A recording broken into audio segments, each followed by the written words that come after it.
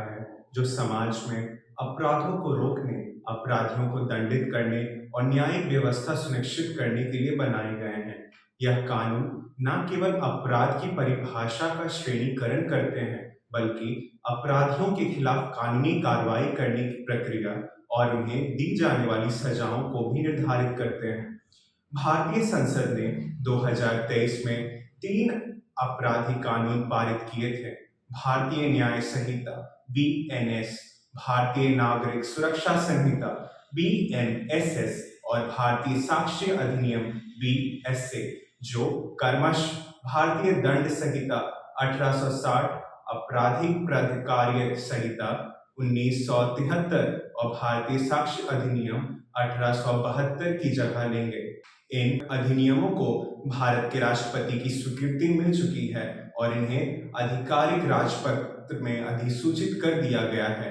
पारित अधिनियम 1 जुलाई 2024 से प्रभावी हो जाएंगे, जिनमें भारतीय न्याय संहिता बीएनएस की धारा 359 की धारा 511 की जगह लेंगी। CrPC code of criminal procedure की धारा 484 को बढ़ाकर भारतीय नागरिक सुरक्षा संहिता 531 में और भारतीय साक्ष्य अधिनियम की धारा 167 को भारतीय साक्ष्य अधिनियम की धारा 170 से बदला जाएगा।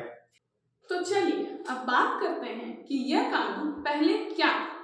पहले भारत में हमारा मुख्य आपराधिक कानून था भारतीय दंड संहिता यानी आईपीसी। यह कानून ब्रिटिश शासन के दौरान 1860 में बनाया गया था और तब से चला आ रहा था। लेकिन समय के साथ हमारे समाज में बहुत सारी नई चुनौतियां, उन्नति और अपराध करने के भी नए नए तरीके आए और इसलिए आवश्यकता थी एक नए आधुनिक कानून की।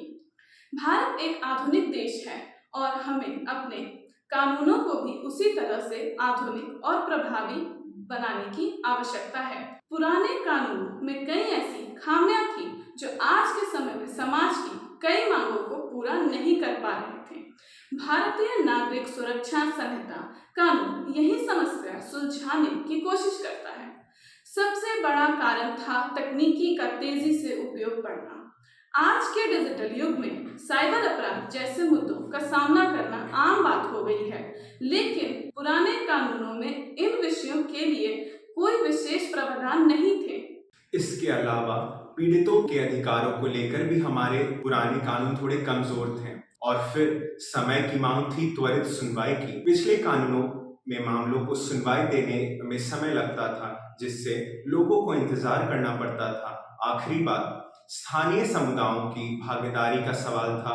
भारतीय नागरिक सुरक्षा संहिता ने यह भी ध्यान में रखा है कि स्थानीय मुद्दों को स्थानीय स्तर पर हल किया जाए, जिससे न्याय प्रणाली पारदर्शी और सुलभ बन सके। तो दोस्तों, आज हमने देखा कि भारतीय नागरिक सुरक्षा संहिता के आने से हमारी न्याय प्रणाली को कैसे एक नया रास्ता मिला है, जिसमें हमारे समय और जरूरतों का ध्यान रखा गया है। तो अब देखते हैं भारतीय नागरिक सुरक्षा संहिता कानून में क्या क्या बदलाव आए हैं और इनके क्या फायदे हैं। कठोर दंड पहला बड़ा बदलाव है दंड में। भारतीय नागरिक सुरक्षा संहिता के अंतर्गत कुछ गंभीर अपराधों के लिए कठोर दंड लागू किए गए हैं, जैसे कि साइबर अपराध और संगठित अपराध के लिए, जो आज के डिजिटल युग में एक बड़ी चुनौती है। इससे हमारी ऑनलाइन सुरक्षा को और भी मजबूत बनाया गया है। पीड़ित अधिकारों में वृद्धि उनमें दूसरा बदलाव है। भारतीय नागरिक सुरक्षा संहिता ने पीड़ितों को और भी अधिक सुरक्षा और समर्थन दिया है। अब पीड़ितों को न्याय दिलाने में और भी ज्यादा सहायता मिलेगा और उनकी गरिमा का पूरा ध्यान भी रखा जाएगा। त्वरित सुनवाई तीसरा बदलाव है त्वरित सुनवाई का। अब भारतीय नागरिक सुरक्षा संहिता के तहत मामलों को जल्दी सुनवाई दी जाएगी। इससे न केवल लोगों को न्याय मिलने में कम समय लगेगा, बल्कि न्याय प्रणाली भी कुशल और प्रभावी होगी। तकनीकी अपराधों पर ध्यान भारतीय नागरिक सुरक्षा संहिता में एक नया ध्यान है तकनीकी अपराधों पर। डिजिटल साक्ष्य और साइबर अपराधों के लिए अलग से दिशा निर्देश और दंड तैयार किए गए हैं। इससे हमारी डिजिटल दुनिया को सुरक्षित रखने में मदद मिलेगी। सामुदायिक भागीदारी और अंतिम बदलाव है सामुदायिक भागीदारी का। भारतीय नागरिक सुरक्षा संहिता के तहत स्थानीय समुदायों को भी न्याय प्रणाली में शामिल किया गया है। इससे स्थानीय स्तर पर मुद्दों को हल करने में मदद मिलेगी और न्याय प्रणाली पारदर्शी और सुलभ होगी।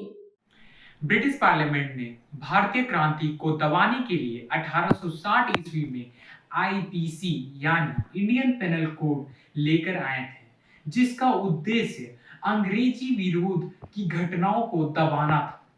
भारतीय सरकार द्वारा भारतीय न्याय संहिता को लाया गया क्योंकि कानून की मानसिकता दंड देना ही नहीं, न्याय को देना चाहिए। उच्च न्याय संहिता वही है जिसमें जिसके प्रति अपराध किया गया है उसको न्याय मिल सके और दूसरा न्यायपूर्ण समाज स्थापित किया जा सके। गृह मंत्रालय ने 2020 में 3 आपराधिक कानूनों में सुधार के लिए कमेटी का गठन किया। 27 दिसंबर 2023 को दोनों सदनों ने भारतीय न्याय संहिता विधेयक पारित किया, जो 1 जुलाई 2024 से प्रभावी होगा, जो कि आईपीसी के सेक्शन 144, 302, 420, 121, 499, 376 और 124 ए की जगह लेगा। डिजिटल भारत को ध्यान में रखकर इलेक्ट्रॉनिक और डिजिटल रिकॉर्ड को शामिल करने के लिए दस्तावेज की परिभाषा को संशोधित किया गया है। सजाओं की सूची में पश्चिमी देशों से प्रेरित कम्युनिटी सर्विस की नई सजा भी जोड़ी गई है। न्याय संहिता में लापरवाही से गाड़ी चलाने की सूचना मजिस्ट्रेट या पुलिस अधिकारी को न देने पर दंड और जुर्माना का प्रावधान है और मॉब लिंचिंग जैसे घटनाओं के लिए भी कठोर सजा का प्रावधान है। जुर्माना का भुगतान समय से न करने के परिणामों के प्रावधान को कठिन किया गया है। नई भारतीय न्याय संहिता ज्यादा इंक्लूसिव और जेंडर न्यूट्रल है। इसने भारतीय दंड संहिता में महत्वपूर्ण बदलाव किए हैं, जैसे कि गर्ल प्रोक्योरेशन की परिभाषा को बदलकर इसमें चाइल्ड प्रोक्योरेशन को शामिल किया गया है। लिंग दृश्यों की परिभाषा, जिसमें पहले केवल पुरुष या महिला शामिल थे, अब उनमें ट्रांसजेंडर व्यक्तियों का भी शामिल करने के लिए संशोधित किया गया है। भारतीय न्याय संहिता 2023 ने महिलाओं और बच्चों की सुरक्षा में सुधार किया है, जिससे सुरक्षा व्यवस्था को पुरजोर करने में आसानी होगी। धोखे से यौन संबंध बनाने के लिए एक नया धारा अस्तित्व में आया है, जिससे झूठ बहाने से किसी महिला से शादी करना अपराध है। 18 साल से कम उम्र की पत्नी के साथ यौन संबंध बनाना जघन्य अपराध माना जाएगा, जो पहले 15 साल का था। अपराध करने के लिए किसी बच्चे को काम पर रखना और नियोजित करना अपराध है। हाल के वर्ष में पेपर लीक घोटाले आम हो गए हैं। पिछले कुछ वर्षों में 70 से अधिक लीक हुए हैं, जिसका असर 1.27 करोड़ से अधिक छात्रों पर पड़ा है। संगठित अपराध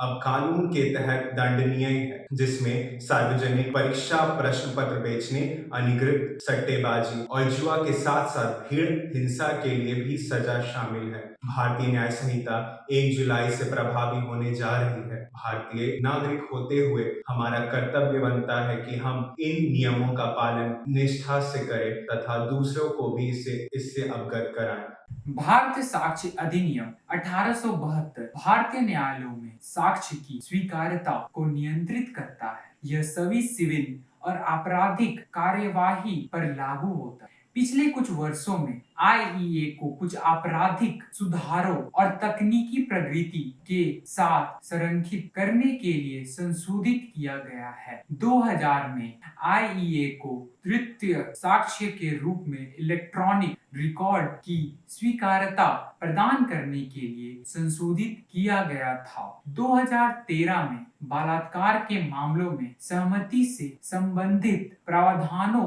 को जोड़ने के लिए इसमें संशोधन किया गया था। इसने सहमति को साबित करने का दायित्व अभियुक्त पर डाल दिया। और कहा कि सहमति का निर्धारण करते समय पीड़िता का चरित्र और उसका यौन इतिहास प्रासंगिक नहीं होगा। विधि आयोग ने कई अवसरों पर आईईए की जांच की है और हिरासत में हिंसा, पुलिस के बयानों की स्वीकार्यता और जिरह जैसे मामलों पर संशोधन का सुझाव दिया है। अंत में केंद्रीय कानून मंत्री ने बीएसए भारतीय साक्ष्य अधिनियम का प्रस्ताव रखा, जिसे दोनों सदनों ने पारित कर दिया है और अब इसे 1 जुलाई से लागू किया गया है और मुख्य रूप से यह इलेक्ट्रॉनिक और डिजिटल साक्ष्य के महत्व को दर्शाता है। इसके अलावा इसमें बदलाव करके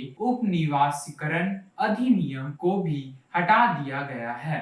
अब बात करते हैं कि पहले का साक्ष्य कानून क्या था और उसमें क्या बदलाव किए गए हैं। तो पहले आईईए भारतीय साक्ष्य अधिनियम था, जिसे अंग्रेजों ने 1872 में दिया था। आईईए में हमें साक्ष्य की स्वीकार्यता के बारे में बताता है। आईईए में कुल 167 धाराएं थी और उस धारा के मोटे तौर पर 3 भागों में विभाजित किया गया था। ये 3 भाग हैं। पहला, तथ्यों की प्रासंगिकता, धारा 5 से 55 के अंतर्गत। दूसरा, सबूत पर, धारा 56 से 100 के अंतर्गत। तीसरा, साक्ष्य का उत्पादन और प्रभाव, धारा 101 से 167 के अंतर्गत।